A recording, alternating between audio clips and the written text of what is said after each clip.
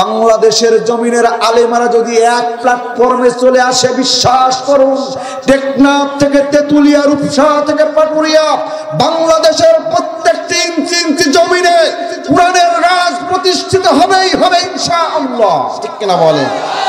হবেই।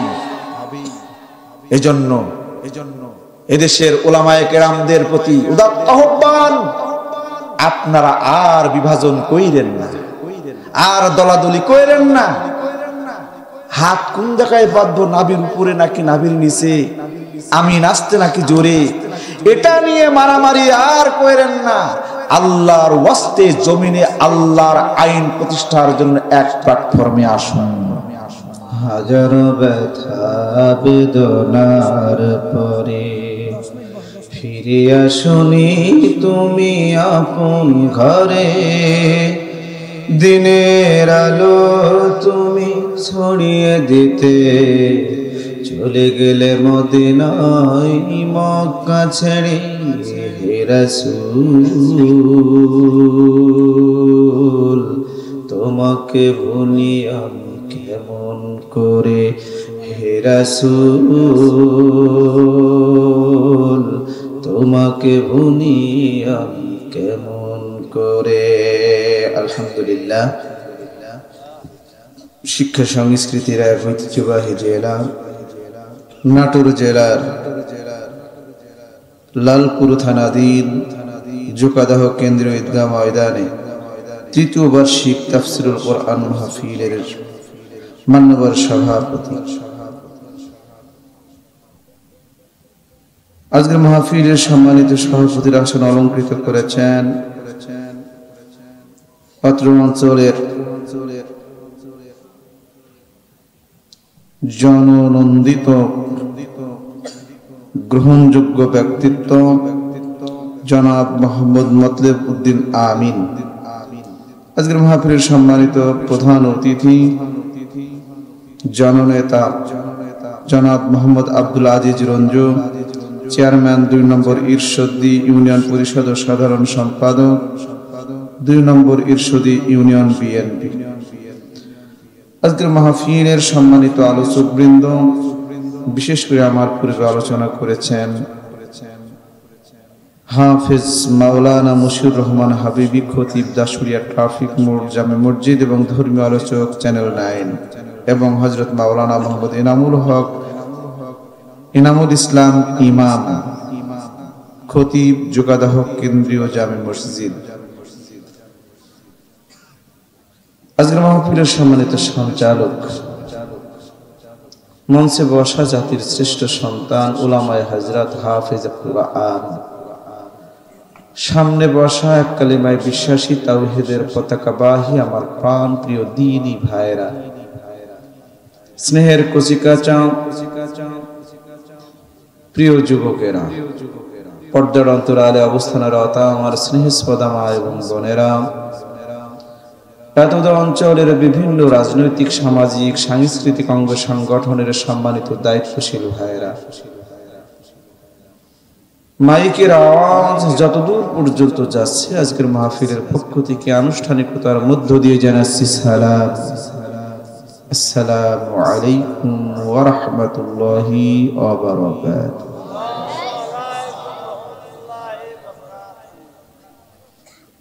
আমি এসে আপনাদেরকে সালাম জানিয়েছিলাম, সামনের সারি থেকে স্বতঃস্ফূর্তভাবে সালামের জবাব দিয়েছিলেন আলহামদুলিল্লাহ। পিছন দিক থেকে সালামের জবাব দেন নাই, ভেবেছিলাম হয়তো বা পরবর্তীতে দিবেন। দ্বিতীয়বার সালাম জানালাম, জবাব পেলাম না। এবার ভাবতেই পারি হয়তো বা আপনারা আমার উপরে রাগ করেছেন আমার উপরে। আপনাদের সাথে আমার কোনো শত্রুতা আছে? রাগ যদি না করে থাকেন তাহলে এটা তো নিশ্চিত সালাম দিলে জবাব দিতে হয়, এটা আপনাদের জানা নাই, এ কারণেই দেন নাই কি ঠিক? অথবা আপনারা হয়তো এটা জানেন, অনেকগুলি মানুষের মধ্য থেকে একজন সালামের জবাব দিলেই তো সকলের দেওয়া হয়ে যায়, অতএব সকলের দেওয়ার দরকার নাই। সালাম আমাদের সমাজ থেকে ক্রমশ উঠে যাচ্ছে। সালাম দিতে হবে আল্লাহর পক্ষ থেকে বান্দার জন্য নির্দেশনা। সুবহানাল্লাহ বলবেন না? সুবহানাল্লাহ। فإذا دخلتم بيوتا فسلموا على أنفسكم সুবহানাল্লাহ। ঘরে ঢোকার সময় সালাম দাও নিজেদের লোকদেরকে। ঘরে ঢোকার সময় কি করো? দেন তো সবাই। বউরে সালাম দেন? কারা কারা দিয়েন? হাত তোলেন তো। আলহামদুলিল্লাহ। সালাম দিবেন, সম্পর্ক আরো মধুর হবে। সালামের সম্পর্ক কি হয়? মধুর হয়। সালাম দিবেন, জান কবুজের ফেরেশতা এসে আপনাদের স্যালুট জানিয়ে আপনার জানটা কবুজ করে নেবে। সুবহানাল্লাহ বলবেন না? সুবহানাল্লাহ। তাতাওয়াফাহুমুল মালাইকাতু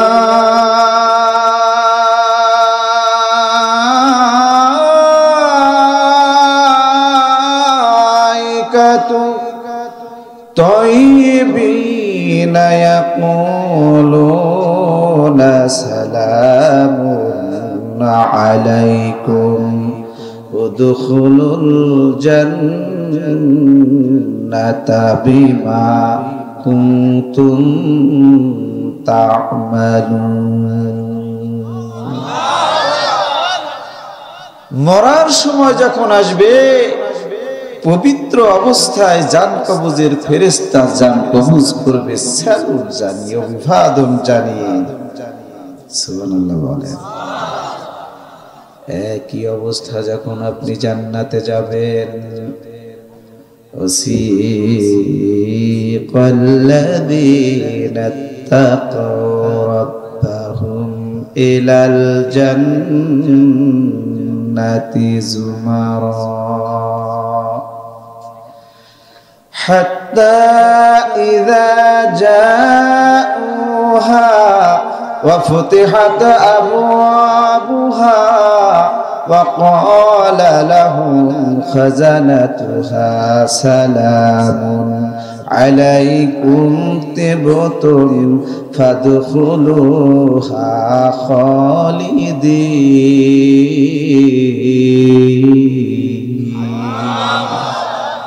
জান্নাতে পাঠাচ্ছে, দরজার পাশে ফেরেশতারা সালাম জানাচ্ছেন, অভিবাদন জানিয়ে, স্যালুট জানিয়ে জান্নাতে নেবেন। সুবহানাল্লাহ। তাহলে সালামের চর্চার দরকার আছে না নাই? আমরা আমাদের বাচ্চাদেরকে সালাম দিব। সালামের চর্চা আমাদের পরিবার থেকে হওয়া দরকার। সালামের চর্চা না থাকার কারণে পরস্পরের মাঝে দূরত্ব কিন্তু ক্রমশ বাড়ছে।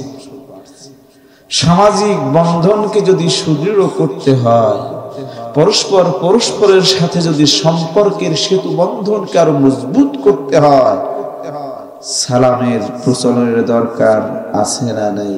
আছে। আজকের মঞ্চ ময়দানে যারা আছেন, মরণের সময় সালাম পেতে চান যারা, জান্নাতে যাবার সময় সালাম পেতে চান যারা, আমি মুসাফির মানুষ, আপনাদের কাছ থেকে দোয়া পাবার আশা নিয়ে আবারও সালাম জানাচ্ছি। স্বতঃস্ফূর্ত ভাবে সালামের জবাব দিবে তারা। আসসালামু আলাইকুম ওয়া রাহমাতুল্লাহি ওয়া বারাকাতুহু। আলহামদুলিল্লাহ। আল্লাহ যেন কবুল আর মঞ্জুর করে নেন। সকলে বলি আল্লাহুম্মা আমিন। প্রিয় বন্ধুরা আমার, সকল কিছুর শুরুতেই শুকরিয়া আদায় করব কার? আল্লাহর কত দয়া। এই ঠান্ডা কুয়াশাকে উপেক্ষা করে অসংখ্য মানুষের মধ্য থেকে আমাদেরকে কোরআন আল কারীমের মাহফিলের জন্য কবুল করেছেন। অথচ এ সময় অনেক মানুষ হসপিটালের বেডে কত রকম অসুস্থতার মধ্য দিয়ে তাদের সময়গুলিকে অতিবাহিত করছেন। কত মানুষ চায়ের দোকানে বসে আড্ডা পিটছেন, অথচ সে মহান রব একান্ত অনুগ্রহ করে আমাদেরকে কোরআন আল কারীমের মাহফিলে আসবার, বসবার, কথা বলবার এবং শুনবার সুযোগ করে দিয়েছেন। গত বছর এ মাহফিলে এমন ব্যক্তি ছিলেন হয়তোবা মৃত্যুবরণ করে হাজার হাজার মন মাটি বুকের উপরে নিয়ে কবরের বাড়িতে ঘুমিয়ে আছেন, ঠিক কিনা? আগামী বছর কে থাকবো না বলতে পারি না, হতে পারে জীবনের শেষ মাহফিল এটি। যে মহান রব আমাদেরকে সুস্থতার সাথে আসবার সুযোগ করে দিলেন, হৃদয়ের সবটুকু আবেগ অনুভূতিকে উজাড় করে দিয়ে শুকরিয়া জ্ঞাপন করি, বলি আলহামদুলিল্লাহ। দুরুদ ও সালাম বর্ষিত হোক প্রিয় নবীর প্রতি, সকলেই বলি সাল্লাল্লাহু আলাইহি ওয়াসাল্লাম। সম্মানিত ভাইরা আমার, রাত প্রায় 12টার কাছাকাছি। আমরা বেশি সময় আলোচনা করব না, যতটুকুই আলোচনা হবে ভূমিকা ছাড়াই সরাসরি কোরআন আল কারীম থেকে, যেহেতু এটা তাফসিরুল কোরআন মাহফিল। কোরআন থেকে কথা বলতে গেলে আপনার বিরুদ্ধে যদি চলে যায় কষ্ট পাবেন না তো? যদি আপনার দলের বিরুদ্ধে চলে যায়, নাকি কিছু কিছু বাদশাদ দিয়ে কথা বলবে ডাইরেক্ট? তাহলে আসেন আমরা ডাইরেক্ট আলোচনায় চলে যাই। আমার সাথে সকলেই তেলাওয়াত করুন। আউযু বিল্লাহি মিনাশ শাইতানির রাজীম। বিসমিল্লাহির রাহমানির রাহিম। ومن الناس من يقول آمنا بالله وباليوم الآخر وما هم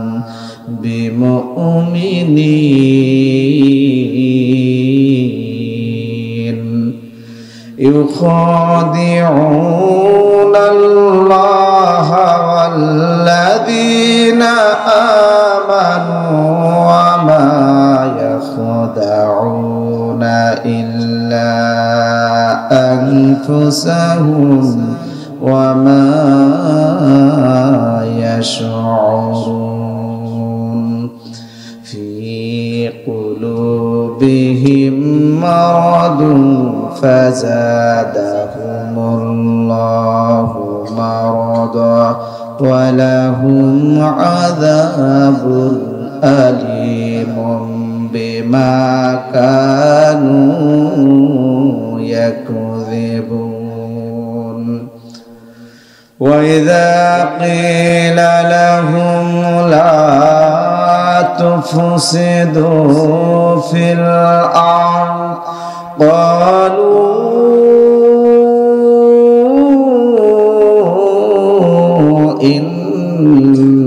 إنما نحن مصلحون ألا إنهم هم المفسدون ولكن لا يشعرون. صدق الله العظيم. আরো আছে, সময় স্বল্পতার কারণে তেলাওয়াত করলাম না। সূরা বাকারার 8 থেকে 11 নম্বর আয়াতে কারিমা পর্যন্ত তেলাওয়াত করেছি। অনেকেই হয়তো বুঝতে পেরেছেন আলোচনা আজ কোন দিকে যাবে।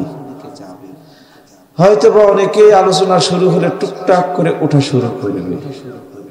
যদি কেউ ওঠে বুঝে নেবেন এই ঝামেলাটা তার ভিতরে আছে, একটু আশপাশ খেয়াল রাখবেন।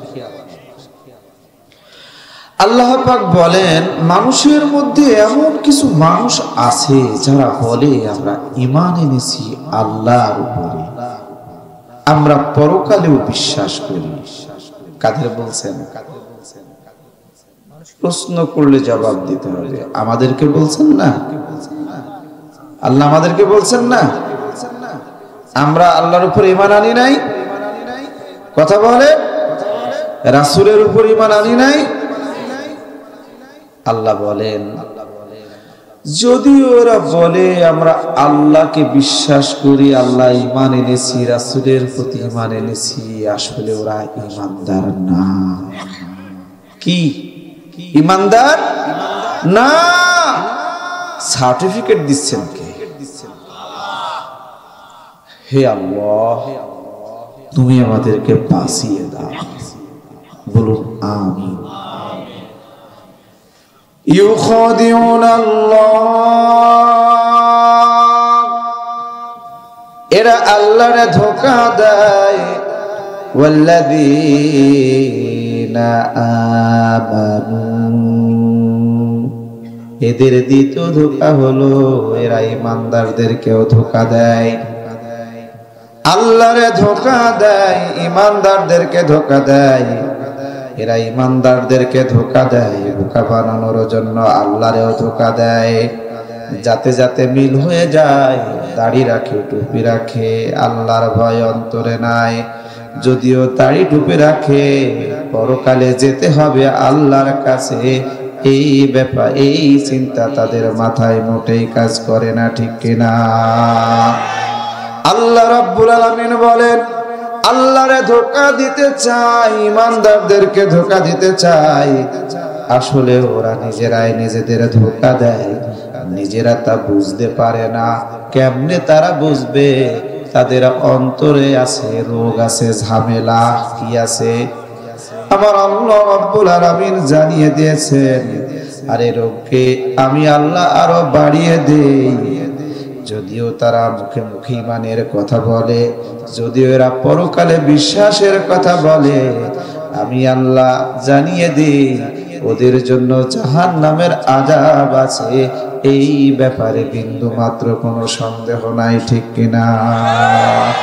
কারণ তারা সারা জীবন মিথ্যার উপরে চলেছে। সত্যটা চোখের সম্মুখে আসার পরেও রাসূলের 23 বছরের রক্তাক্ত আন্দোলনকে তারা কখনোই মেনে নিতে পারে নাই। ঠিক কিনা? আল্লাহ রাব্বুল আলামিন আরও জানিয়ে দিয়েছেন, এই সমস্ত রোগাক্রান্ত মানুষদেরকে যখন বলা হয়,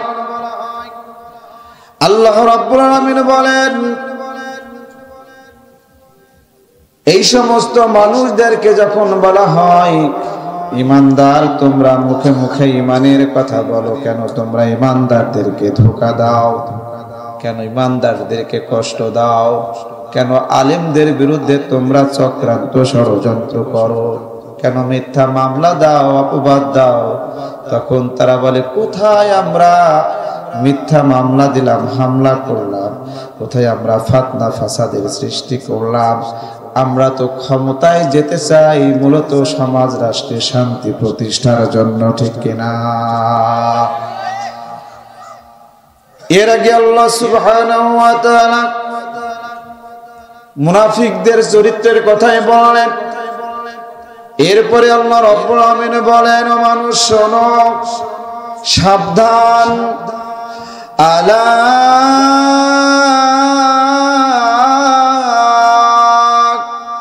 সাবধান হয়ে যাও, তোমরা ওদের মিষ্টি কথায় ভুলে যেও না।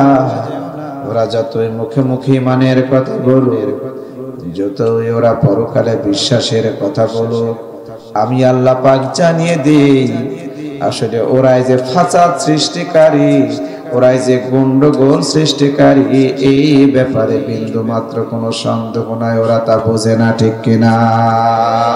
ওরা নিজেরাই সেটা বুঝতে পারে না, ওরা নিজেরাই ফাসাদ সৃষ্টিকারী।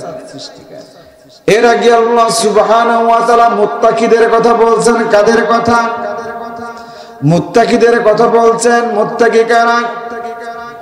আল্লাযীনা ইউমিনুনা বিল গায়বি ওয়া ইউকিমুনাস সালাতা ওয়া মিম্মা রাযাকনাহুম ইউনফিকুন।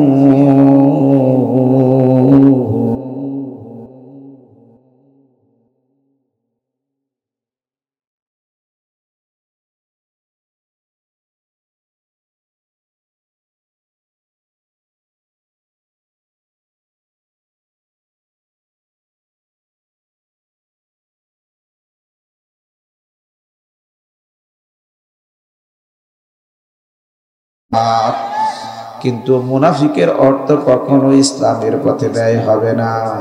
মুনাফিক কখনো মসজিদ মাদ্রাসায় দান করবে না। মুনাফিক কখনো ইসলামী আন্দোলনের জন্য তার কানা করিও খরচ করবে না, ঠিক কিনা? মুত্তাকি বলে যখন দাবি করব, ওয়াল্লাযীনা ইউমিনুনা বিমা উনজিলা ইলাইকা ওয়া মা উনজিলা মিন ক্বাবলিক ওয়া বিল আখিরাতি হুম ইউকিনুন। জোরে জোরে বলেন আল্লাহু আকবার। আল্লাহ রাব্বুল আলামিন বলেন, নাজিল করা হয়েছে যে কিতাব নবীর উপরে, যা অন্যান্য নবীর উপরে আমি নাজিল করেছি, যারা মুত্তাকি শর্তহীন ভাবে নবীর উপরে নাজিল করা এই কিতাবকে তারা মেনে নেবে। সুবহানাল্লাহ।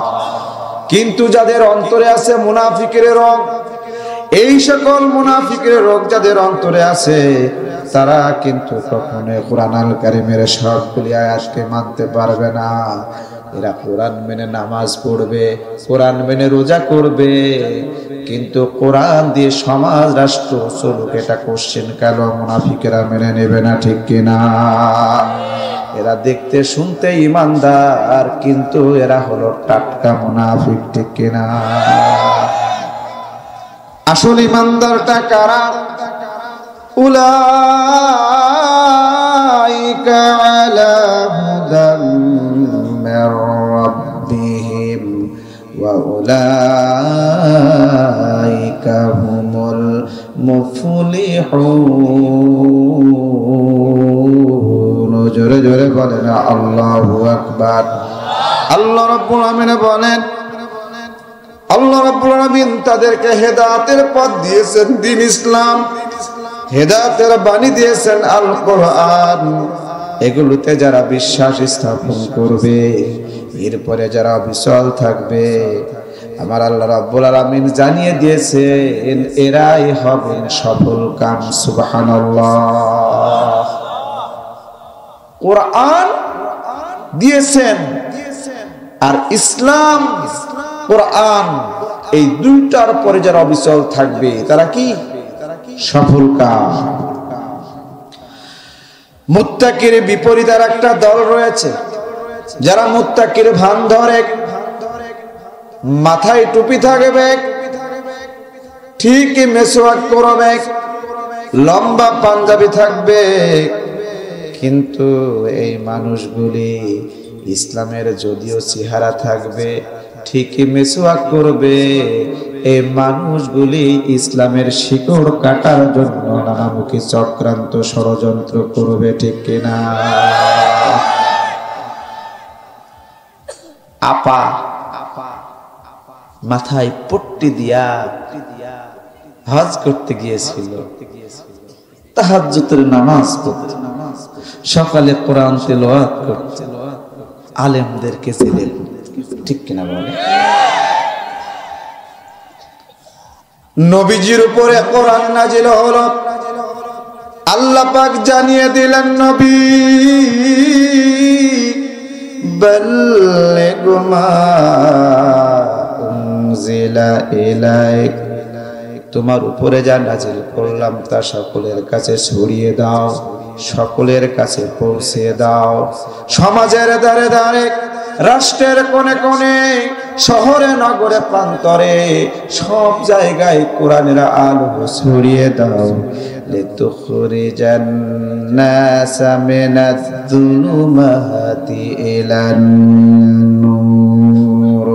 ও নবী, তাহলে তুমি দেখবা কোরআনকে যারা ধারণ করবে তাদের জাহিলি স্বভাবগুলি সব আলোতে পরিণত হয়ে যাবে। সুবহানাল্লাহ।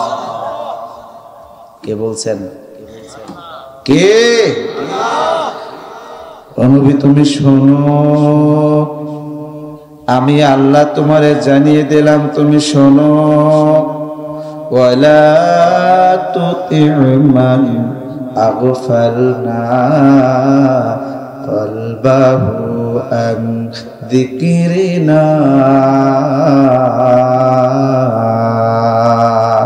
ও নবী, তোমার উপরে যা নাজিল করলাম এই কোরআন, এই কোরআন যারা মানে না, কোরআন থেকে যারা গাফেল হয়ে গেছে, আমার ইমানদার বান্দাদের জানিয়ে দাও, ওরাও যেন কোরআন বিমুখ মানুষদের অনুসরণ না করে। অর্ডার কার? বুঝতে কষ্ট হয়? চিল্লা চিল্লি না, ধীর স্থির ভাবে কিছু কথা বলবো। সমস্যা হচ্ছে বুঝতে।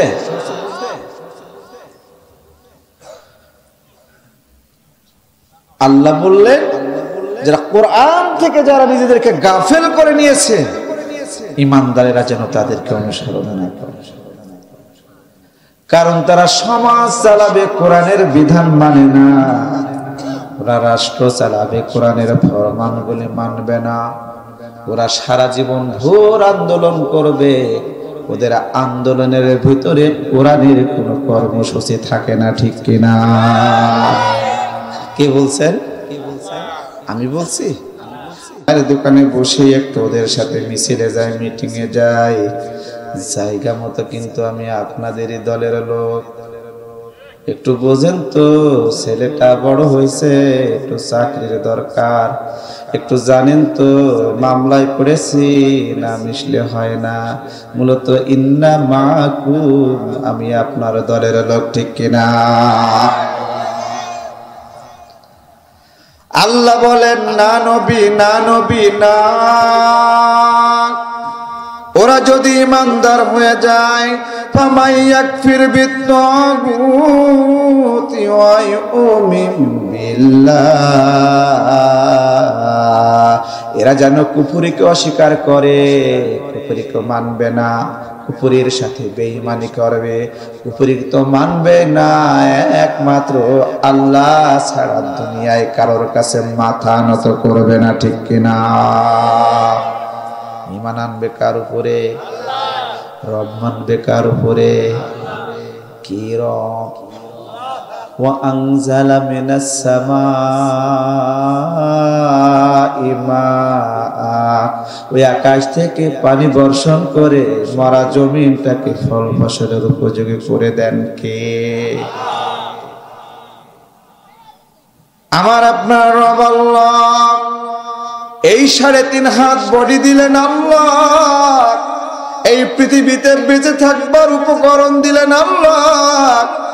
এগুলা কোন আন্দোলন করো, কার পিছনে তুমি দৌড়াও, কার জীবন আদর্শ বাস্তবায়নের চেষ্টা করো, আমার আপনার রব তো সে আল্লাহ। মায়ের পেটের ভিতরে যখন ছিলাম, কেউ ক্ষুধায় খাদ্যের যোগান দেয় নাই, কেউ পিপাসায় পানির যোগান দেন নাই। মায়ের পেটের ভিতরে আমার রব আমারে খাবারের যোগান দিয়েছেন, শ্বাস প্রশ্বাসের অক্সিজেন দিয়েছেন। ঠিক কিনা? এই পৃথিবীতে আসব, কেউ আমার খাবারের কথা ভাবে নাই। আমার আল্লাহ মায়ের স্তনে এমন খাবারের মওজুদ রাখলেন যে খাবার শীতকালে গরম করা লাগে না, গরমকালে ঠান্ডা করা লাগে না। কত দয়া! মায়ের স্তনে 1 নয় 2 নয় 32টা ছিদ্র করে দিলেন। বান্দা, তোমার চিকন কণ্ঠ নালীটা যেন খাবার খেতে গিয়ে আটকিয়ে না যায়। ঠিক কিনা? ওয়াল্লাহু আখরাজাকুম মিন বুতুনি উম্মাহাতিকুম লা তা'লামুনা শাইআ ওয়া জা'আলা লাকুমুস সাম'a ওয়াল আবসারা ওয়াল আফইদা লা'আল্লাকুম তাশকুরুন।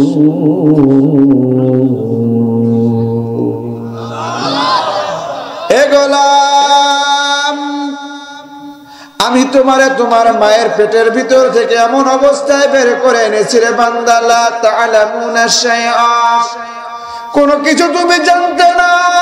ওয়া জা'আলা লাকুমুস সাম'a ওয়াল আবসারা ওয়াল আফইদা, তোমার শ্রবণ শক্তি ছিল না, দৃষ্টি শক্তি ছিল না, অনুভূতি শক্তি ছিল না। আমি আল্লাহ তোমার শ্রবণ শক্তি দিলাম, দৃষ্টি শক্তি দিলাম, অনুভূতি শক্তি দিলাম। এগুলি এমনি এমনিতেই নাই, রামবামের স্লোগান করবার জন্য নয়, কোন মানুষের মতাদর্শ প্রতিষ্ঠার জন্য নয়, এই দুনিয়ায় মমতাজের বুকটা ফাটটা যায় শোনার জন্য নয় রে গোলাম। এগুলো দিয়েছি লাআল্লাকুম তাশকুরুন, জীবনের সব জায়গায় আমি আল্লাহর বিধান মেনে মেনে দুনিয়ার জীবনের পথ চলবার শুকরা এটাই আদায়, ঠিক কিনা? মানছি নাকি আমরা? বন্ধু, দুনিয়ার জীবন কিন্তু জীবন নয়, এই দিন দিন নয়, এই দিন একদিন শেষ হয়ে যাবে, আল্লাহ কিন্তু ধরবে। দুনিয়ার জীবন শেষ হবে একদিন, আল্লাহর কাছে হাজিরা দিতেই হবে, মরণ আসবেই আসবে, ঠিক কিনা?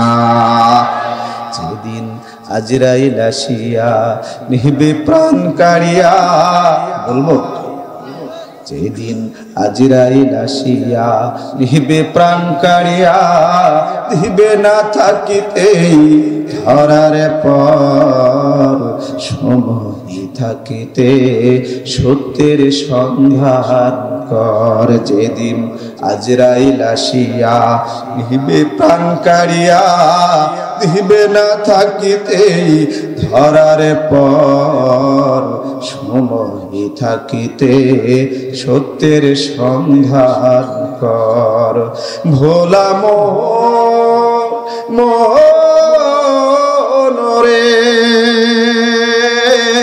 মুনকার নাকির আসিয়া সওয়াল করবেন বসায়া, মুনকার নাকির আসিয়া সওয়াল করবেন বসায়া, কি জবাব দিবি সেই দিন কবরের ভিতর, সময় থাকিতে সত্যের সন্ধান কর। যেদিন আজরাইল আসিয়া নিবে প্রাণ কাড়িয়া, দিবে না থাকিতেই ধরার পর, সময় থাকিতে সত্যের সন্ধান কর। জোরে জোরে বলেন মারহাবা।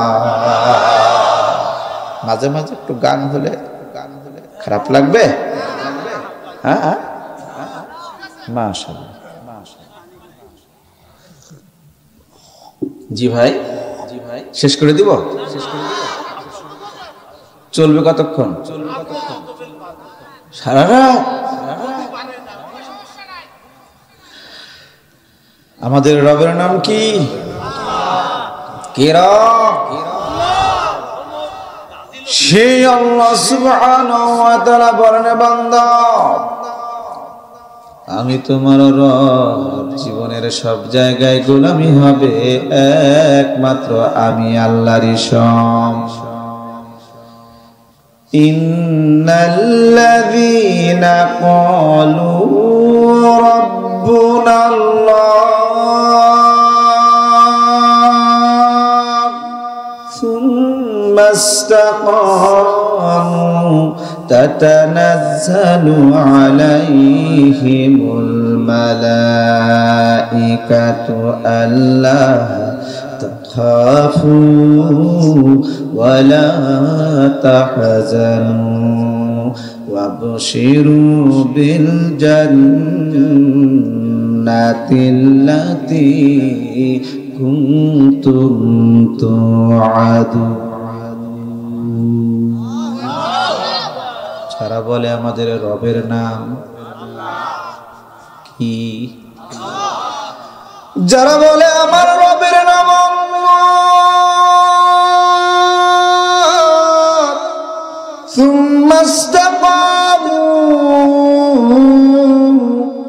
এরপরে যারা অবিচল থাকবে, জেল আসবে মানবে না, জুলুম আসবে মানবে না, লোভ আসবে মানবে না, হারাম আসবে মানবে না, কুফরি আসবে মানবে না, শিরক আসবে মানবে না, শুধুমাত্র আল্লাহর রব মেনে নেবার কারণে দুনিয়ার সকল তাগুতেরা টর্চার করে করে দুনিয়ার বুক থেকে বিদায় করে দিতে চাইবে। আল্লাহর রব মেনেছে, দুনিয়ার কোন তাগুতের কাছে মাথা নত করবে না, ঠিক কিনা? দুনিয়ার জীবনটা তার চলে যাবে, হাসতে হাসতে ফাঁসির মঞ্চে চলে যাবে। দুনিয়ার কোন রাজা বাদশার কাছে প্রাণের ভিক্ষা চাইবে না, ঠিক কিনা?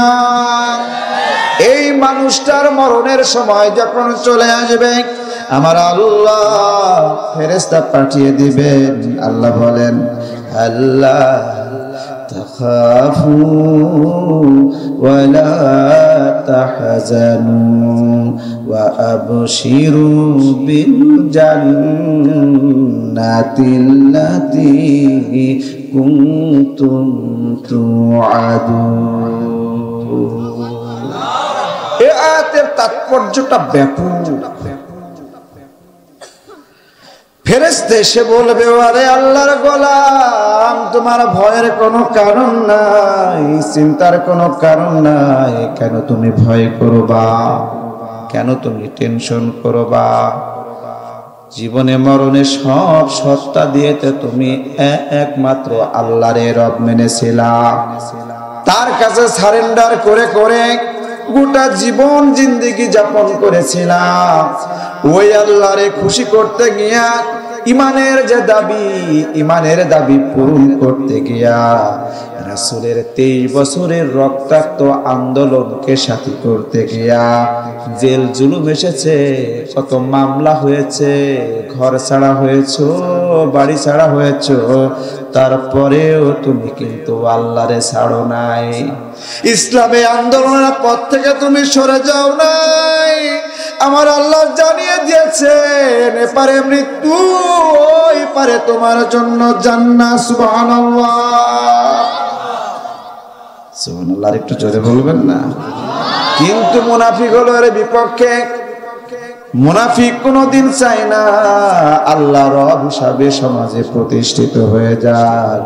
মুনাফিক কোনদিন চায় না আল্লাহর বিধান সমাজে প্রতিষ্ঠিত হয়ে যাক।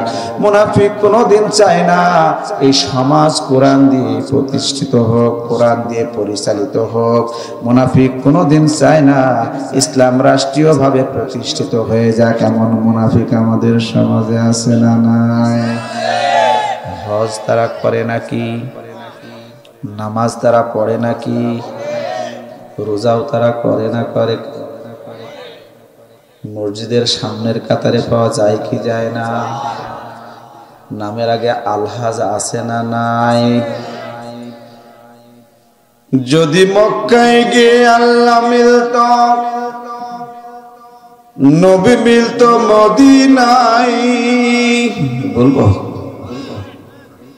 দেশে আইসা পাপ করত না। হজ করিতে যারা যায়, হজ করিতে যারা যায়,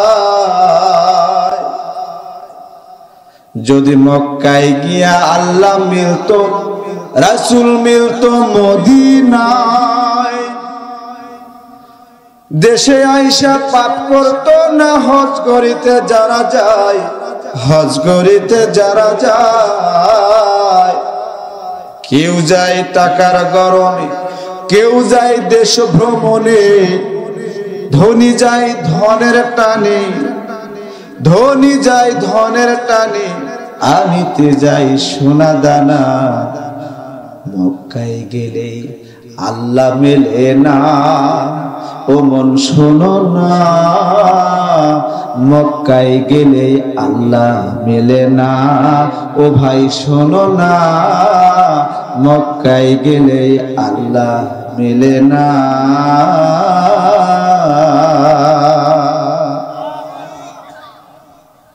কি ঠিক? মক্কায় গেলেই যদি আল্লাহ মিলতো, মক্কাতেই বাড়ি ছিল আবু জেহেলে, আল্লাহকে আবু জেহেল পাইতো। মদিনায় গেলেই যদি রাসূলকে পাওয়া যেত, আব্দুল্লাহ ইবনে উবাই ইবনে সুলুল প্রিয় নবীজির পিছনে নামাজ পড়েছে, তারপরে রাসূলকে পাই নাই, ঠিক না? আবু জেহেল কাবা ঘর তাওয়াফ করেছে কিন্তু আল্লাহরে পাই নাই।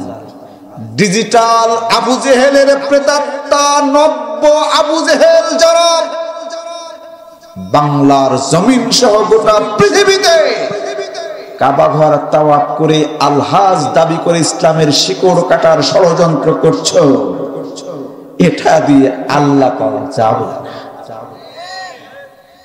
ভুল বললাম? কষ্ট পাইলেন? আবু জেহেলের কাজ কি ছিল? লা তাসমাউ লিহাদাল কুরআন। আবু জেহেল বলতো কোরআন শোনা যাবে না। কোরআন যেখানে হতো গন্ডগোল ফাতনা ফাসাদ সৃষ্টি করত। বর্তমান ডিজিটাল আবু জেহেলেরাও তাফসীর মাহফিল নিয়ে বিভিন্ন কথা বলছে, কথা বলেন ঠিক না? অতএব সাবধান হয়ে যাও, আল্লাহর মার জগতের বার। আল্লাহ ধরেন ধরেন ধরেন না, ধরলে কিন্তু কাউরে ছাড়েন না। ফিরাউনরে ধরেছিল, বাঁচতে পারে নাই। নমরুদরে ধরেছিল, বাঁচতে পারে নাই। শেখ হাসিনা 15.5 বছর বাংলার জমিনে ফ্যাসিবাদ কায়েম করে ইসলামের উপরে, আলেমুল ওলামার উপরে জুলুম নির্যাতন চালিয়ে চালিয়ে ক্ষমতার মসনদকে দীর্ঘায়িত করতে চেয়েছিল। বাংলাদেশের জেনজি আবু সাইদ মুগ্ধরা যখন বুক চিতিয়ে রাজপথে দাঁড়িয়ে গেল, শেখ হাসিনা নামক এই দেশের দানব বাংলার জমিন ছেড়ে দিল্লি মামুবাবিজার পালিয়ে যেতে বাধ্য হয়েছে, কথা বলেন ঠিক কিনা? মুসলমানেরা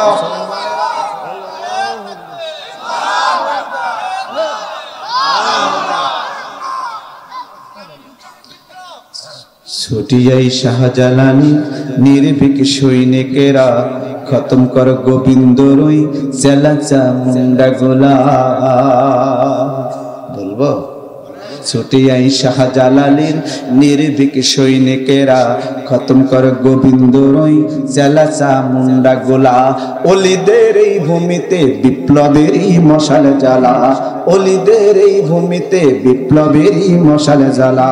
ছুটিয়াই শাহজালালির নির্ভীক সৈনিকেরা খতম কর গোবিন্দরই চেলাচা মুন্ডা গোলা। শাহজালালের স্বপ্ন ছিল কোরআনের জ্বলবে আলো, শাহজালালের স্বপ্ন ছিল কোরআনের জ্বলবে আলো। সে আলো জ্বালিয়ে দিতে ছুটিয়া এবারে তোরা। এই শাহজালালের নির্ভীক সৈনিকেরা খতম কর গোবিন্দরই চেলাচা মুন্ডা গোলা। ছুটিয়াই শাহজালালের নির্ভীক সৈনিকেরা খতম কর গোবিন্দরই চেলাচা মুন্ডা গোলা।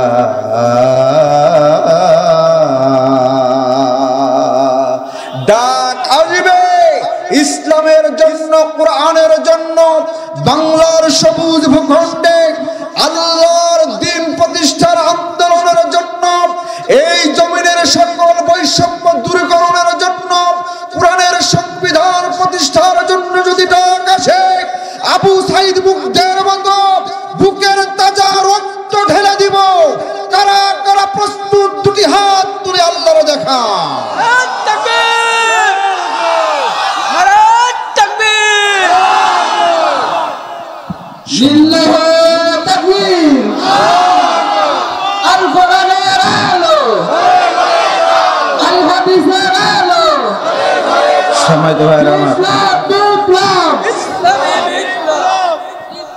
মুনাফিক তো আমাদের সমাজে আছে না নাই?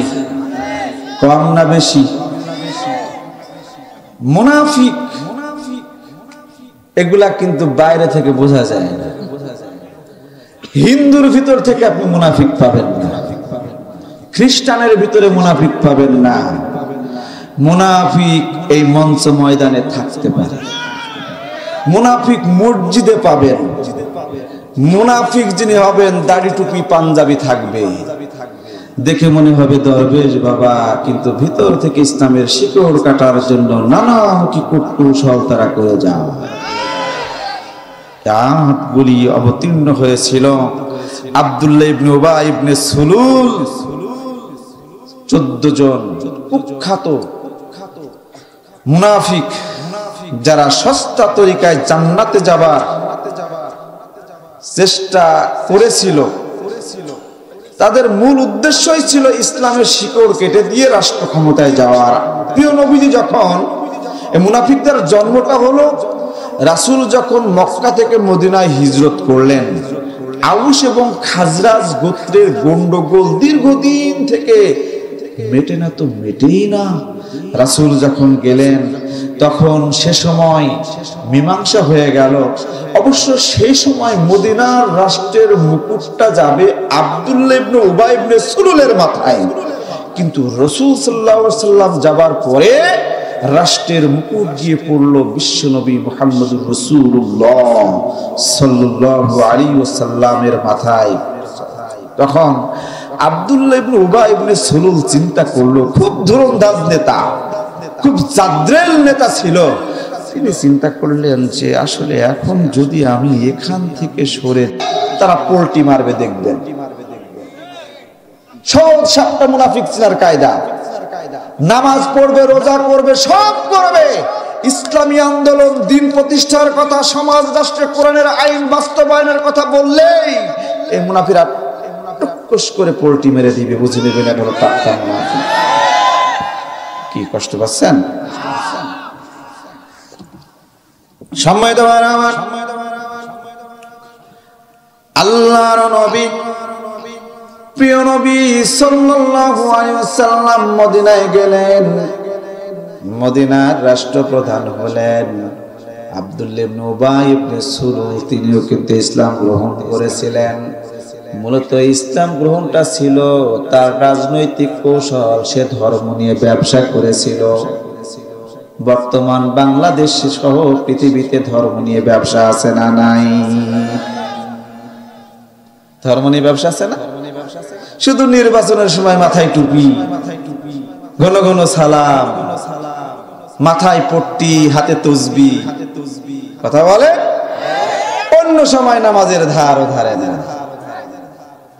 সম্মানিত ভাইয়েরা আমার, এরাই আবার আলেমদেরকে বলে ইসলামে কোনো রাজনীতি নাই। আমি বলি বন্ধু, ইসলামে যদি রাজনীতি না থাকবে, আমার নবী, প্রিয় নবী মদিনায় রাষ্ট্রপ্রধান ছিলেন না?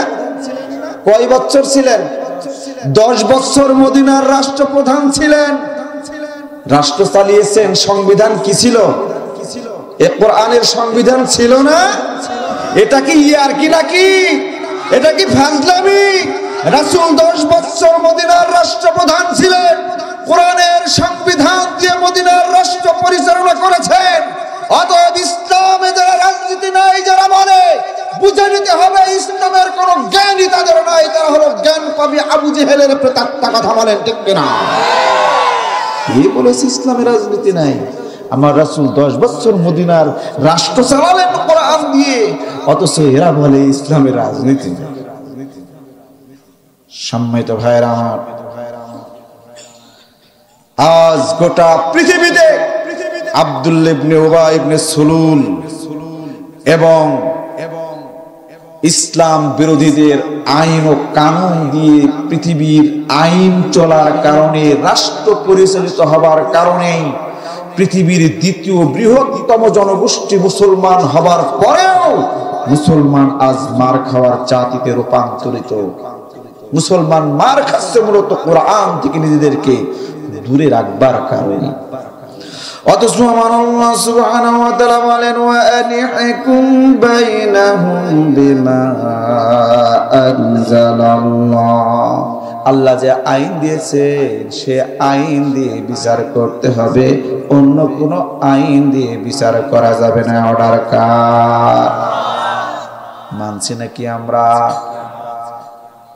আল্লাহ বলেছেন নামাজ পড়ো, নামাজ পড়তে চাবো, কিন্তু কোরআনের আইন সমাজ রাষ্ট্রে চালুক, এই জায়গায় আমাদের আপত্তি। আর এই আপত্তি থাকবার কারণে স্বাধীনতার 54 বছর পার হয়ে গেলেও আজ মুসলমান সব সময় মার খেতেই চলেছে, মার খেতেই চলেছে। এদেশে সত্যিকারের সোনার বাংলা আমরা পেলাম না। সমাজে আজও খুন চালু আছে, আজও গুম চালু আছে, ধর্ষণ ইফটিজিং চালু আছে।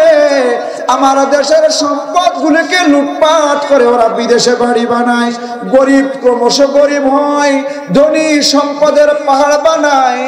ইসলামী আইন দেশে না থাকার কারণে, কথা বলেন ঠিক কিনা? এজন্য আমরা আর ভুল করতে চাই না। আগামীর বাংলাদেশ দেখতে চাই কোরআনের বাংলাদেশ। আগামীর বাংলাদেশ হবে আলেম ওলামার বাংলাদেশ। আগামীর বাংলাদেশ হবে ইসলামের বাংলাদেশ ইনশাআল্লাহ। সম্মানিত ভাইয়েরা আমার, আব্দুল্লাহ ইবনে উবাই নবীজির পিছনে নামাজ পড়তেন। লম্বা দাড়ি ছিল, টুপি ছিল। রাসূল যখন মাঝে মাঝে খুতবা দিতেন তার পূর্বেই তিনি খুতবা প্রদান করতেন। বলতেন, ও আমার সাথীরা, তোমরা রাসূলের কথা শোনো, তার কথা মানো। রাসূল এসেছেন রাহমাতাল লিল আলামিন করে, সুবহানাল্লাহ। বলতে তার কথা শোনো, মানো, তিনি হলেন রাহমাতুল লিল আলামিন। আহা, কত সৌভাগ্য ছিল আব্দুল্লাহ ইবনে উবাই ইবনে সুলুলের। প্রিয় নবীজির পিছনে নামাজ পড়তেন, কিন্তু আব্দুল্লাহ ইবনে উবাই ইবনে সুলুল নবীজির পিছনে নামাজ পড়লেও তিনি মুসলমান ছিলেন না, মুনাফিকের নেতা ছিলেন, ঠিক কিনা? ও বন্ধু, 3 জনের কবর রয়েছে মসজিদে নববীতে যারা গিয়েছেন। প্রিয় নবীজি যখন নামাজ পড়তেন তার পিছনেই দাঁড়াতেন হযরতে আবু বকর রাদিয়াল্লাহু তাআলা আনহু, ডান দিকে দাঁড়াতেন হযরতে উমারে ফারুক রাদিয়াল্লাহু তাআলা আনহু। উমারে ফারুক রাদিয়াল্লাহু, আবু বকর রাদিয়াল্লাহু তাআলা আনহু বাম পাশে দাঁড়াতেন আব্দুল্লাহ ইবনে উবাই ইবনে সুলুল। কিন্তু নবীজির পিছনে নামাজ পড়লেও নবীজির কবরের ঠিক পাশে রয়েছে হযরতে আবু বকর রাদিয়াল্লাহু তাআলা আনহুর কবর। আবু বকর রাদিয়াল্লাহু তাআলা আনহুর কবরের পাশে রয়েছে হযরত উমারে ফারুক রাদিয়াল্লাহু তাআলা আনহুর কবর। কিন্তু আব্দুল্লাহ ইবনে উবাই ইবনে সুলুল তার কবরটি কিন্তু এই জায়গায় স্থান পায় নাই, ঠিক কিনা? আল্লাহর নবী, প্রিয় নবী সাল্লাল্লাহু আলাইহি ওয়াসাল্লাম তার জীবদ্দশায়, সেই সময় যখন আব্দুল্লাহ ইবনে উবাই ইবনে সুলুল ইন্তেকাল করলেন, তার ছেলে এসে বলল, ইয়া রাসূলুল্লাহ, ইয়া হাবিবাল্লাহ, আমার আব্বা ইন্তেকাল করেছে, আপনি কথা দিয়েছিলেন তার জন্য দোয়া করবেন, আপনার পোশাকটি দিবেন। আল্লাহর নবী, প্রিয় নবীজি তার জন্য পোশাক দিলেন এবং তার জন্য দোয়া করতে যাবেন। কোন বর্ণনা এসেছে হযরতে উমারে ফারুক রাদিয়াল্লাহু তাআলা আনহু, কোন বর্ণনায় উসমান রাদিয়াল্লাহু তাআলা আনহু বাধা প্রদান করলেন, বললেন, ইয়া রাসূলুল্লাহ, আপনি যাবেন না, আপনি যাবেন না। আল্লাহর রাসূল বললেন, তোমরা আমারে বাধা দিও না। আমার চাচা আব্বাস যখন জিহাদের ময়দানে গ্রেফতার হন, তার শরীরে কোনো পোশাক ছিল না, কারোর পোশাক তার গায়ে লাগছিল না। সেই সময় আব্দুল্লাহ ইবনে উবাই ইবনে সুলুল তার পোশাকটি দিয়েছিল। আমি সেই সময় তারে কথা দিয়েছিলাম, আমি যখন মারা যাব, তুমি যখন মারা যাবা, আমি আমার পোশাক তোমারে দিব, তোমার জন্য দোয়া করব। আমার আল্লাহ সুবহানাহু ওয়া তাআলা আমার ইখতিয়ার দিয়েছেন, আমি তার জন্য দোয়া করব অথবা দোয়াকে প্রত্যাহার করে নেব। এই জন্য আমি মনে মনে নিয়াত করেছি আমি তার জন্য দোয়া করব, তোমরা আমারে বাধা দিও না। আল্লাহর নবী, প্রিয় নবী, বিশ্ব নবী সাল্লাল্লাহু আলাইহি ওয়াসাল্লাম যখন তার জন্য দোয়া করতে যাবেন, আল্লাহ সুবহানাহু ওয়া তাআলা জানিয়ে দিলেন, নবীজি আপনি যদি 70 বার ওই মুনাফিকের জন্য দোয়া করেন, আমি আল্লাহ আপনার দোয়া কবুল করব না। আল্লাহর নবী মনে মনে ভাবলেন, আল্লাহ যদি 70 বার দোয়া কবুল না করে, প্রয়োজনে তার অধিকবার করব। আল্লাহ সুবহানাহু ওয়া তাআলা জানিয়ে দিলেন, ওগো নবী, সারা জীবন ভোর যদি ওই মুনাফিকের জন্য দোয়া করো, আমি আল্লাহ তোমার দোয়াকে কবুল করব না। ইন্নাল মুনাফিকিনা ফিদ দারকিল আসফালি মিনান নার। মুনাফিকরা জাহান্নামের সবচাইতে ধ্বংসাত্মক জায়গায় পৌঁছে যাবে, কোনো প্রকারের বাধা হবে না, ঠিক কিনা? রাসূলের পিছনে নামাজ পড়ার পরেও মাপ মেলে নাই, ঠিক? আমি আপনি কার পিছনে নামাজ পড়ি বলেন? আপনার ইমামের পিছনে নামাজ পড়েন, আমরা তো সেই সৌভাগ্যবান নই। স্বয়ং নবীজির পিছনে নামাজ পড়েও নবীজি তার জন্য দোয়া করতে যাবেন, দোয়া করবেন, তথাপিও তার ছাড় হয় নাই, শুধু ইসলামী আন্দোলনের বিরোধিতা করবার কারণে। এই জন্য প্রিয় নবীজি বলেছেন, মান মাতা ওয়া লাম ইয়াগদু ওয়া লাম ইউহাদ্দিস বিহি নাফসাহু মাতা আলা শুবাতিন মিনান নিফাক। কোন ব্যক্তি নামাজ পড়লো, রোজা করলো, হজ করলো, যাকাত দিল, দান সদকা করলো, বাবা মায়ের খেদমত করলো, ভালো ভালো কাজ করলো, সব করলো, কিন্তু আল্লাহর জমিনে আল্লাহর দ্বীন প্রতিষ্ঠিত হয়ে যাক, কোরআনের সমাজ চালু হয়ে যাক, এই স্বপ্ন দেখলো না, ইচ্ছাও করলো না, তার মৃত্যু হলো মুনাফিকের মৃত্যু। ও বন্ধু, খুব ভয়ানক কথা। গোটা জীবন নামাজ পড়লাম, রোজা করলাম, বাবা মার খেদমত করলাম, গোটা জীবন শুধুমাত্র হালাল হারাম বেছে বেছে চললাম, কিন্তু সমাজ রাষ্ট্র ইসলাম প্রতিষ্ঠার জন্য আমার মন কাঁদলো না, জীবনে ইচ্ছা আকাঙ্ক্ষা পোষণ করলাম না। রাসূল বললেন তার মৃত্যুটা মুনাফিকের মৃত্যু। কি কথা বোঝা যায়? কষ্ট পাচ্ছেন? চলবে? এমন মুনাফিক আমাদের দেশে আছে না নাই? এখনো দেখবেন তারা মিছিল করে, মহামিছিল, দাড়ি টুপি সব আছে, সব মিছিল তারা করে। বিশেষ করে রবিউল আউয়াল আসলে খিচুড়ি রান্না আর মিছিল, কিন্তু দিন প্রতিষ্ঠার জন্য তাদের কোনো আন্দোলন নাই। সব কর্মসূচি তারা মাঝে, কিন্তু দিন প্রতিষ্ঠার কোন কর্মসূচির তাদের সাথে সম্পর্ক নাই। ওরা সুন্নাত খুঁজে, দাঁত মেজে, মাথায় টুপি দিয়ে, আতর মাখা সুন্নাত, এই সুন্নাত মানে, কিন্তু আমার নবীজির তায়েফ উহুদের রক্তাক্ত সুন্নাত গুলিকে তারা বরদাস্ত করতে পারে না। সুন্নাত নয় শুধু দাওয়াতের মেহমান, বলবো সুন্নাত নয় শুধু খাওয়া শেষে মধুপান, আরো কিছু সুন্নাত আছে তুমি জানো কি? জানলেও জীবনে কখনো তা মানো কি? সুন্নাত শুধু নয় মজলুম শায়, সুন্নাত উহুদে জালিমের প্রতিরোধ, সুন্নাত শুধু নয় নির্জন ধ্যানে যাওয়া, আরো সুন্নাত হলো পাথরের আঘাত খাওয়া, মুহাব্বতে তার সুদিনের সাথী তুমি, দুর্দিনেও তার পাশে থাকো কি?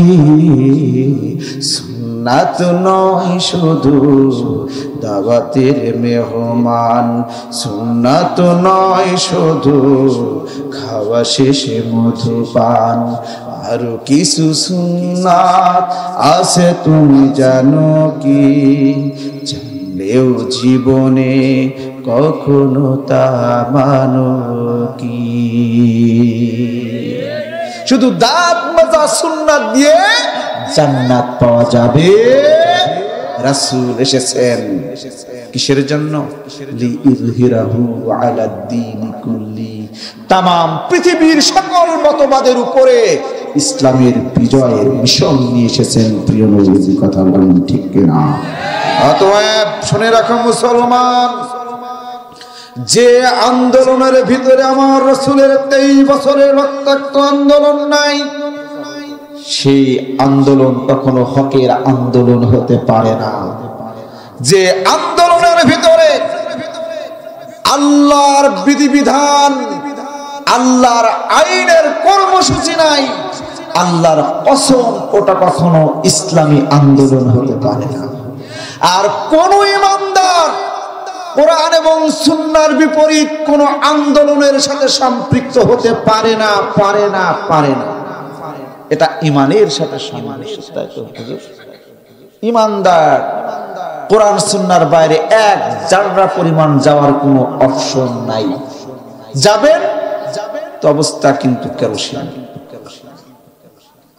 আমরাও মুসলমান, আমরাও জান্নাতের আকাঙ্ক্ষী। ইসলামী আন্দোলনের কথা বললেই আমরা তেল পিছলিয়ে চলে যাবার কথা বলি। তো সে একটু লক্ষ্য করেন, আল্লাহর নবীজির সাহাবী হযরতে উম্মে মাখতুম রাদিয়াল্লাহু তাআলা আনহু, অন্ধ সাহাবী, যার সৌজন্যে আল্লাহ সুবহানাহু ওয়া তাআলা 1 নয় 2 নয় 16টি আয়াতে কারিমা অবতীর্ণ করেছিলেন। সুবহানাল্লাহ। আল্লাহর নবী, প্রিয় নবীজি কাফেরদের নিয়ে বৈঠক করছেন। এমন সময় উম্মে মাখতুম রাদিয়াল্লাহু তাআলা আনহা নবীজির কাছে গিয়ে বললেন, ইয়া রাসূলুল্লাহ, ইয়া হাবিবাল্লাহ, আল্লাহ আপনারে ওহীর জ্ঞান দিয়েছেন, আমারে একটু শিখান না গো নবীজি, একটু শিখান না। নবীজি কথা শুনলেন না, কথাটাকে গুরুত্ব দিলেন না। আবারও জিজ্ঞেস করছেন, ইয়া রাসূলুল্লাহ, আল্লাহ আপনার ওহীর জ্ঞান দিয়েছেন, আমারে একটু শিখান না। নবীজি কথাকে ভালো মতো নিলেন না, বরং বিরক্তি প্রকাশ করলেন। উম্মে মাখতুম পরপর 3 বার বলার পরে যখন বুঝতে পারলেন নবীজি তার কথা শুনে বিরক্ত প্রকাশ করেছেন, তিনি মনটা খারাপ করে ঘর থেকে বের হয়ে রাস্তার দিকে চলে গেলেন। রাসূল সাল্লাল্লাহু আলাইহি ওয়াসাল্লাম কাফেরদের সাথে বৈঠক শেষ করে যখন উঠতে যাবেন, আল্লাহ সুবহানাহু ওয়া তাআলা আয়াতে কারিমা নাজিল করে জানিয়ে দিলেন, আবাসা ওয়া তাওয়াল্লা আন জাআহুল আ'মা। আল্লাহ রাব্বুল আমিন ওহী নাজিল করলেন, রাসূলরে ধমক দিলেন, রাসূলরে ধমক দিলেন। এরপরে যতবার উম্মে মাকতুমের সাথে রাসূলের দেখা হতো, আমার নবীজি উম্মে মাকতুমরে সম্মান দিয়ে কথা বলতেন। সুবহানাল্লাহ। আম্মা জান আয়েশা রাদিয়াল্লাহু তাআলা আনহা বলেন, আমার বাড়িতে লেবু আর মধুর শরবত সর্বদা রেডি থাকতো। উম্মে মাকতুমের জন্য রেডি থাকতো, আসলে তার লেবু আর মধুর শরবত সরবরাহ করা হতো। সুবহানাল্লাহ। সেই উম্মে মাকতুম আল্লাহ রাসূলরে বলেন, ইয়া রাসূলুল্লাহ, ইয়া হাবিবাল্লাহ, আপনি আমার একটু জিহাদে যাবার সুযোগ দেন না, যুদ্ধের ময়দানে যাবার সুযোগ একটু দেন না। আল্লাহ রাসূল বললেন, ওগো উম্মে মাকতুম, তুমি অন্ধ মানুষ, তুমি যুদ্ধের ময়দানে গিয়ে কি করবা, তোমার যাওয়ার দরকার নাই। বলি, ইয়া রাসূলুল্লাহ, সবার সওয়াব হবে, আমি অন্ধ মানুষ, আমি যেতে পারবো না, আমার কি হবে? আল্লাহ রাসূল বললেন, ওগো উম্মে মাকতুম, তুমি অন্ধ মানুষ, তোমার যাওয়ার দরকার নাই। উম্মে মাকতুম মনটা খারাপ করে রাস্তার দিকে চলে আসলেন। আল্লাহর কাছে 2টি হাত তুলে বলেন, আল্লাহ, তুমি আমারে অন্ধ বানিয়েছো, আল্লাহ, তুমি আমারে অন্ধ বানিয়েছো। সকলেই যারা সুস্থ সবল জিহাদের ময়দানে যাবে, কেউ বা গাজী হয়ে ফিরে আসবে, কেউ বা শহীদ হবে। আল্লাহ, আমার কি হবে? আল্লাহ, আমার জন্য একটা আয়াত নাজিল করো। আল্লাহ, আমার জন্য একটা আয়াত নাজিল করো আল্লাহ, আমার জন্য একটা আয়াত নাজিল করো।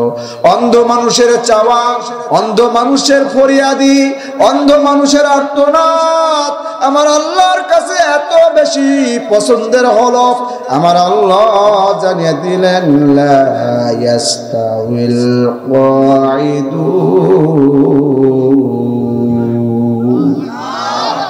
দুই ধরনের মানুষের জন্য আমি সুযোগ দিয়েছি, একটা অক্ষম আর একটা হলো অসহায়।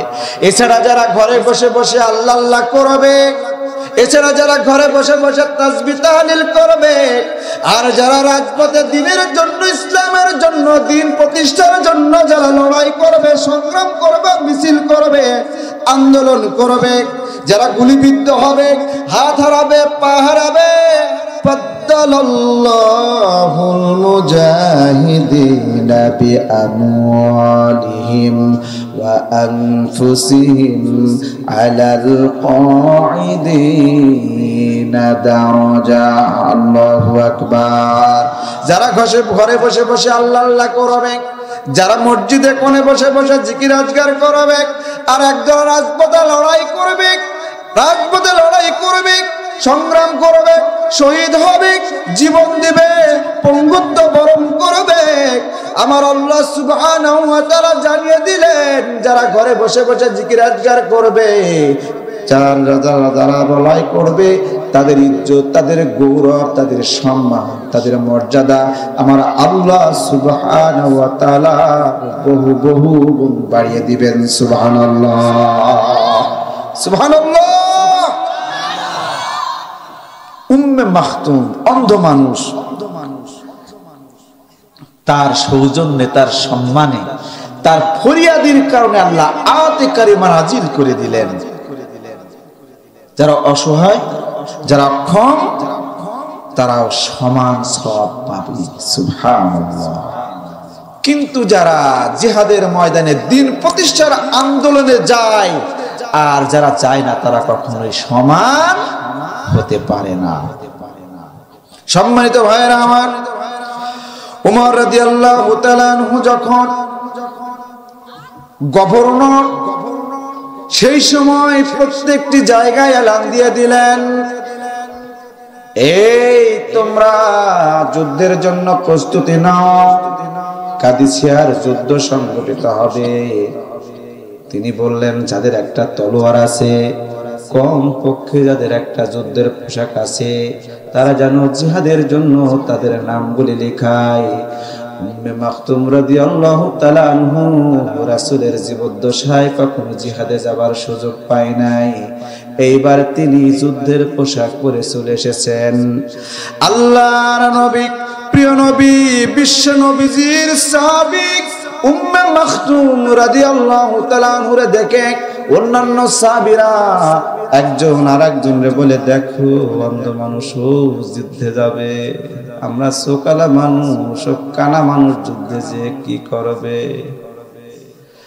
কথাটা উম্মে মাকতুমের কান পর্যন্ত পৌঁছে গেছে। উম্মে মাকতুম বলেন, ভাই আল্লাহ আমার চোখ দেয় নাই, জিহাদের ময়দানে কাফেরদের জল জ্বলে চোখ ঝলকানো তলোয়ার দেখে আমি উম্মে মাকতুম পালাবো না, তোমরা পালিয়ে যেতে পারো, কারণ আমি চোখেই দেখি না, আমি পালাবো কেমনে? তোমরা ময়দান ছেড়ে পালিয়ে যেতে পারো, কিন্তু আমি উম্মে মাকতুম বুক টান টান করে দাঁড়িয়ে থাকবো ইসলামের জন্য, ইসলাম প্রতিষ্ঠার জন্য, আল্লাহর দ্বীন প্রতিষ্ঠার জন্য জীবনের সবটুকু রক্ত ঢেলে দিব, তারপরও ময়দান ছেড়ে যাব না। ঠিক কিনা? নারায়ে তাকবীর, লিল্লাহি তাকবীর। উম্মে মাকতুম রাদিয়াল্লাহু তাআলা আনহু ওই যুদ্ধের সেনাপতি ছিলেন সাদ বিন আবু ওয়াক্কাস রাদিয়াল্লাহু তাআলা আনহু। তারে বললেন, আমার একটু ইসলামের পতাকাটা আমার হাতে দিবা, আমার বড় স্বপ্ন। বলে, তুমি কি জানো ইসলামের এই পতাকা যদি তোমার হাতে দেই তুমি কি করবা, তোমার কি হবে, তুমি কি ভেবে দেখেছো? বলে, কিচ্ছু হবে না। যুদ্ধ শুরু হয়ে গেল। হযরতে উম্মে মাকতুম রাদিয়াল্লাহু রাদিয়াল্লাহু তাআলা আনহু, সাদ বিন আবু ওয়াক্কাস রাদিয়াল্লাহু তাআলা আনহুর কণ্ঠ শুনে শুনে শুধু তার পাশে পাশে গিয়ে দাঁড়ায়। আহারে, একদিন 2 দিন পার হয়ে যায়, জিহাদের কোনো রেজাল্ট আসে না। 3 দিনের বেলায় যখন মুসলমানেরা বিজয় লাভ করলো, সকলে খুঁজতে লাগলো, কোথায় উম্মে মাকতুম, কোথায় কোথায় উম্মে মাকতুম, কোথায় উম্মে মাকতুম। খুঁজতে খুঁজতে খুঁজতে খুঁজতে দেখা গেল উম্মে মাকতুম ইসলামের পতাকা গায়ে জড়িয়ে শহীদ হয়ে গেছেন। সুবহানাল্লাহ। অন্ধ মানুষ ইসলামের জন্য, কোরআনের জন্য, দ্বীন প্রতিষ্ঠার জন্য তার নিজের জীবনের খুন ঝরিয়েছেন শাহাদাতের তামান্না নিয়ে। ও মুসলমান, লজ্জা হওয়া উচিত। অথচ আমরা সুস্থ সবল থাকার পরেও নিজেদেরকে মুসলমান বলে দাবি করি বটে, কিন্তু দ্বীন প্রতিষ্ঠার কাজে আমাদের কোনোই অবদান নাই। কথা বলেন ঠিক কিনা? অথচ আমার আল্লাহ সুবহানাহু ওয়া তাআলা ইসলামকে বিজয়ের জন্য, ইসলামকে প্রতিষ্ঠার জন্য, মুসলমানদেরকে সাহসী নেতৃত্বের যোগ্যতা সম্পন্ন করার জন্য জিহাদের ময়দানে ফেরেশতাদেরকে তলোয়ার দিয়ে পাঠিয়ে দিয়েছেন। সুবহানাল্লাহ বলবেন না? রাসূল বলেন, আমি দেখছি ধুলায় ধূসরিত হয়ে জিবরিল আমিন তলোয়ার নিয়ে জিহাদের ময়দানে চলে আসছেন। সুবহানাল্লাহ। ও মুসলমান, ইসলাম, কোন ইসলাম পালন করো, কিসের ইসলাম পালন করো? আজকে ইসলামকে আমরা নিজেদের মতো করে করে নিয়েছি। বাবার দরবারে গরু নিয়ে গেলে ইসলাম হয়ে গেল, আছে না নাই? একটু বাবার কাছে বছরে একবার গেলে ইসলাম পালন হয়ে গেল। কেউ শুক্র আলী, কেউ মাঝে মাঝে মাগরিব আলী, কেউ রমজান মাসে রোজা, এতে ইসলাম। এটা ইসলাম নয়। ইসলাম হলো কোরআন মানতে হবে পরিপূর্ণ রূপে, রাসূলের সুন্নাহকে মেনে নিতে হবে পরিপূর্ণ রূপে। উদখুলু ফিস সিলমি, ইসলামে ঢুকলে পরিপূর্ণভাবেই ঢুকতে হবে। কিছু মানলাম কিছু মানলাম না, এটা দিয়ে পরকালে মুক্তি মিলবে না। কোন ইসলামের কথা বলি, কোন আমলের কথা বলি? ও মুসলমানেরা, ঈমান আমলের কথা বলতে বলতে মুখে ফেনা চলে আসে। কোন আমলের কথা বলো? কোন বাবার কিতাব পড়ে মুক্তি মিলবে না, কোন আলেমের কিতাব পড়ে মুক্তি মিলবে না। মুক্তি মিলবে একমাত্র মহাগ্রন্থ আল কোরআন এবং রাসূলের সুন্নাহ দিয়েই, হাদিস দিয়েই।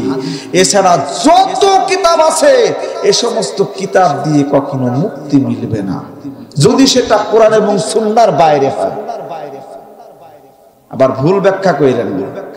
কোরআন সুন্নাহর ভিতরে হলে আলহামদুলিল্লাহ, কোরআন সুন্নাহর বাইরে আপনি যেটা পড়বেন সেটা দিয়ে আপনার জীবনে কখনো দুনিয়াতেও মুক্তি মিলবে না, আখিরাতেও মুক্তি মিলবে না। এই কোরআন মানবেন, রাসূলের আদর্শ, রাসূলের সুন্নাহ মানবেন। মুসলমান, তোমারে বিপ্লবী নেতা হতে শেখাবে, বাতিলের কাছে 1 ইঞ্চি ঈমান ছেড়ে দিতে শেখাবে না। রাসূলের নির্বাচিত সৈনিক হতে শেখাবে। এই মুসলমান, তোমাদের হাতে ইসলামের বিজয়ের পতাকা অপেক্ষা করছে। এই নাটোরের মুসলমানেরা জেগে নরসারদুলের মতো আগামীর বাংলাদেশ, ইসলামের বাংলাদেশ, তাতে কোনো সন্দেহ নাই। তোমাদের বিপ্লবের অপেক্ষায় অপেক্ষমান এই বাংলাদেশ, ঠিক কিনা? সম্মানিত ভাইরা আমার, মনে করছেন যে হুজুরের মুরিদ হয়ে গেছি মুক্তি মিলবে। হুজুরের মুরিদ হয়ে কোনো মুক্তির গ্যারান্টি তো নাই। হুজুরের কি হবে হুজুর নিজেই জানে না। রাতভর তাহাজ্জুদ, শুধুমাত্র হুজুরের কাছে মুরিদ হলেই জান্নাত পাওয়া গেল এমনটা নয়। ইসলাম হলো রাসূলের আদর্শ ধরো, রাসূলের আদর্শের আন্দোলন করো। রাতভর তাহাজ্জুদ, ভোর রাত্রিতে তওবা ইস্তেগফার, ফজরের পরে কোরআন তেলাওয়াত, পরিশ্রমে পরিশ্রমে রাজপথে রক্ত দিয়ে দিয়ে আল্লাহর জমিনে আল্লাহর দ্বীন প্রতিষ্ঠার দুর্বার আন্দোলন গড়ে তোলাটাই হলো ইসলাম। এটাই একজন ইমানদারের দায়িত্ব। বসে থাকার কোনো সুযোগ নাই। সুবিধাবাদ, জিন্দাবাদ, এটার কোনো অপশন ইসলামে নাই। আপনি বসে থাকবেন কখন? তাগুত বাতিলেরা তো বসে নাই, তারা এই জমিনে তাদের মতবাদ প্রতিষ্ঠার জন্য সংগ্রাম করছে অনবরত। ও মুসলমান, তুমি কেমনে ঘুমাও? প্রিয় ভাইরা আমার, আজ বাংলাদেশের জমিনের আলেমারা যদি এক প্ল্যাটফর্মে চলে আসে, বিশ্বাস করুন, টেকনাফ থেকে তেতুলিয়া, রূপসা থেকে পাটুরিয়া, বাংলাদেশের প্রত্যেকটি ইঞ্চি ইঞ্চি জমিনে কোরআনের রাজ প্রতিষ্ঠিত হবেই হবে ইনশাআল্লাহ। ঠিক কিনা বলেন? হবেই। এজন্য এদেশের উলামায়ে কেরামদের প্রতি উদাত্ত আহ্বান, আপনারা আর বিভাজন কইরেন না, আর দলাদলি কইরেন না। হাত কোন জায়গায় বাঁধবো, নাভির উপরে নাকি নাভির নিচে, আমি নাচতে নাকি জোরে, এটা নিয়ে মারামারি আর কইরেন না। আল্লাহর ওয়াস্তে জমিনে আল্লাহর আইন প্রতিষ্ঠার জন্য এক প্ল্যাটফর্মে আসুন। কি ঠিক কিনা বলেন? বন্ধুরা আমার, রাত কত বাজে? শেষ করে দিন। আল্লাহু আকবার, শেষ করে দিই ভাই। আলোচনা সবই সামনে, এখন সামনে যত যাব তত মজা। তো মজার দিকে যাইতে গেলে তো আসলে হবে না। আবার যদি কখনো দেখা হয়, কথা হবে ইনশাআল্লাহ কোরআন আল কারীমের ময়দানে। পরিশেষে শুধু এতটুকুই বলবো ভাইরা আমার, আগামীর দিন, ইসলামের দিন, আলেমেরা যদি ভোট করে, আলেমদেরকে আমরা মূল্যায়ন করি না, বলি যে হুজুর মানুষ মসজিদে নামাজ পড়াবে, মিলাদ পড়াবে, বিয়ে পড়াবে, এই তো যথেষ্ট, এই ভোট ভাট ভালো জিনিস না। অথচ দেখেন আল্লাহ তো এই ব্যাপারেও বলেছেন, মাইয়াশফা শাফাআতান হাসানাতান ইয়াকুল্লাহু নাসিবুম মিনহা। আরে বান্দা, তুই যদি ভালো মানুষরে ভোট দিস, ওই মানুষটা যত ভালো ভালো কাজ করবে তার একটা অংশ সেও পাবে। কথা কার? আল্লাহ। ও বন্ধু, আপনি নামাজ পড়েন মসজিদে, সুদখোর ঘুষখোর বেনামাজিরে আপনি ভোট দিলেন, রাস্তার টাকা মারলো, দেশের সম্পদ লুটপাট করলো, রোডের বদলে বিল্ডিং এ বাস দিল, আল্লাহর কসম কিয়ামতের ময়দানে আল্লাহ আপনারে কিন্তু বাস দেবেই দেবে। কারণ আপনার ভোটেই সে রোডের বদলে বাস দিয়েছিল, আপনি আলেমকে সাপোর্ট করেন নাই। কি বিশ্বাস হয়? বিশ্বাস হয় নাকি বলবেন যে হুজুর ও কাজটা আমি করিনি? এখন আপনারে বলি ভাই, আম গাছে আম চুরি করবে, যিনি চোর গাছে উঠেছেন, দূর থেকে একজন পাহারায় আছেন যে ভাই তুমি গাছে ওঠ, আমি দেখছি, লাইন ক্লিয়ার করছি। যিনি লাইন ক্লিয়ার করছেন উনি তো আর চোর না, উনি আল্লাহর ওলি। কি উনি চোর? হ্যাঁ, উনি ওই গাছে যে উঠছে তার সাথে বড় বড় চোর না, ও লাইনম্যান। আপনি হলেন সে লাইনম্যানের ভূমিকায়, আপনি তার ওই জায়গায় চুরি করার জন্য পাঠিয়েছেন। অতএব মনা সাবধান, সময় গেলে সাধন হবে।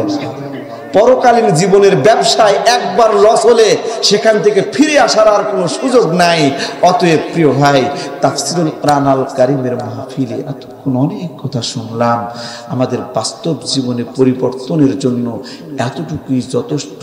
আজকে থেকে যা শুনলাম সব কথাগুলির উপরে আমল করব। বিশেষ করে এই বাংলার জমিনে কত কিছুই তো দেখলাম, আল্লাহ প্রদত্ত এই কোরআনের সংবিধান কেমন দেশ হয় একটু দেখার স্বপ্ন কি জাগে না?